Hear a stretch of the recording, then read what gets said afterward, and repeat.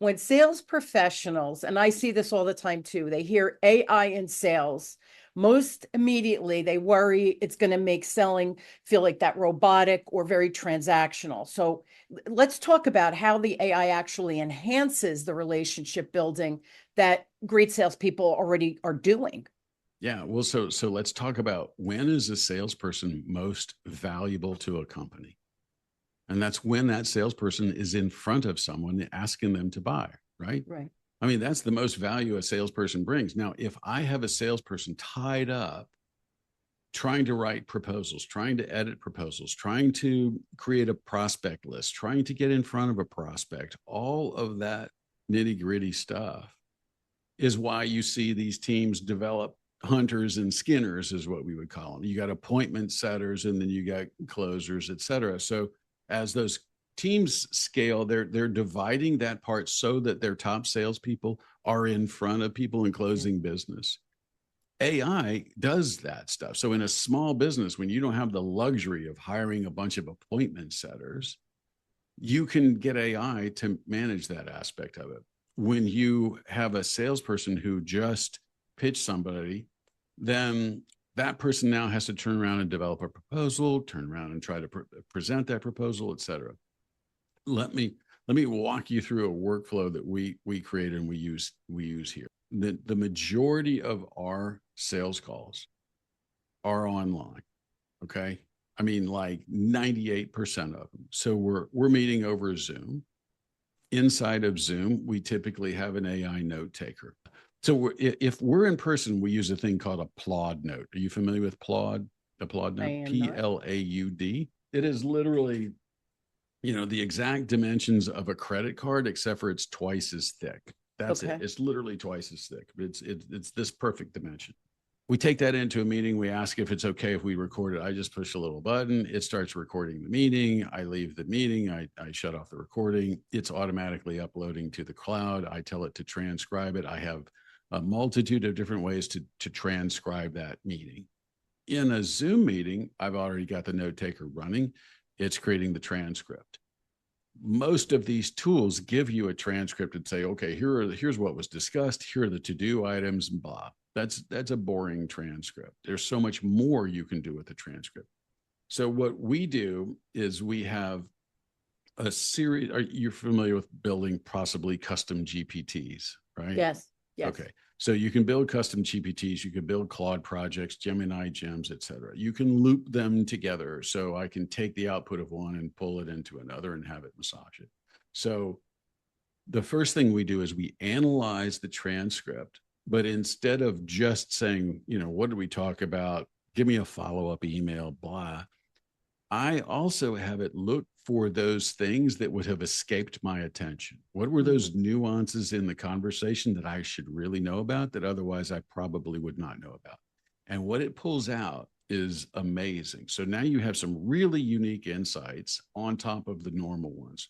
What are the pains and frustrations that were expressed? What's the makeup of the company? What's the decision-making structure? All of those things that you need to pull out of a transcript that aren't in your default transcript prompts. You create all that in your prompt. All right, so now we have all this information. The next thing we do is we have a knowledge base with all of our products and services and pricing and all that stuff.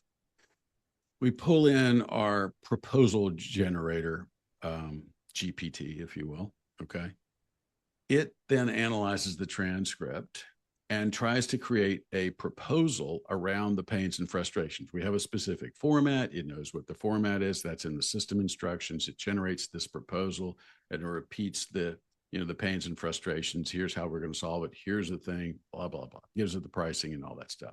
Now we have it going back and forth, which is a style of prompting that we teach in scalable prompting. I don't want it to just do it.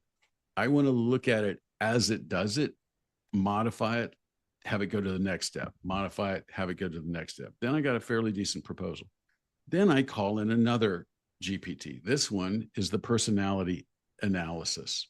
Okay. Going back to what you were talking about. I have it do an ocean profile, which is sort of like a disc profile. So it's looking for the decision-making style of this person and a bunch of other things. And it's looking for how they like to be communicated to, what is their communication style. Love it. Then I have it expanded into a deep document that is a persona document. I then store that. All right. So now I have my decision maker or breakers personas in a document.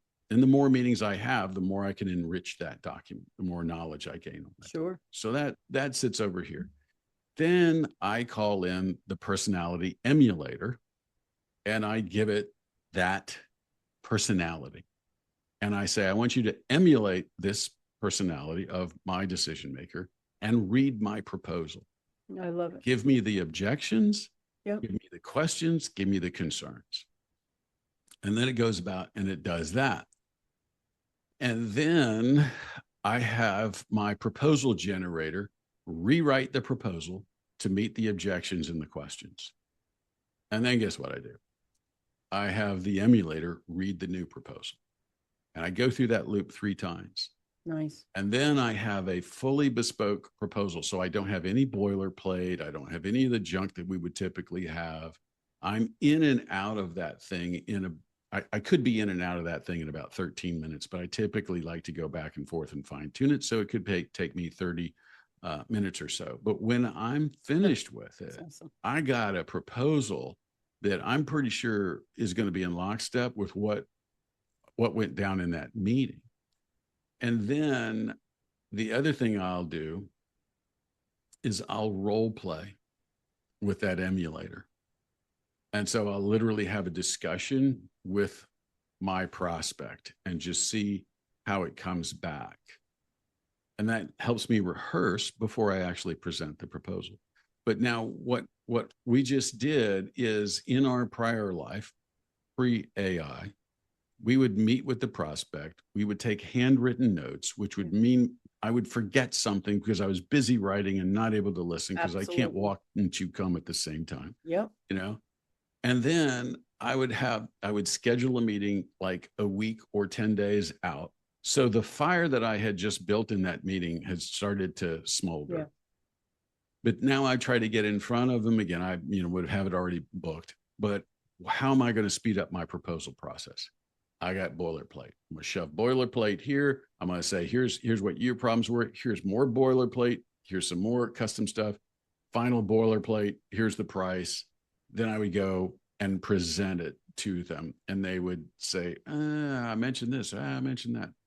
That whole process means I'm not seeing that guy for a week or that gal for a week Sure. or 10 days. This, on the other hand, while I'm on the call or while I'm in front of the prospect, I'm looking at my calendar. I'm like, I can meet you tomorrow. I can meet you the next day, whatever it might be. I am now compressing the heck out of my sales cycle. But before I even go, I've role played. I've got my proposal fine tuned. I know who I'm talking to at a much deeper level.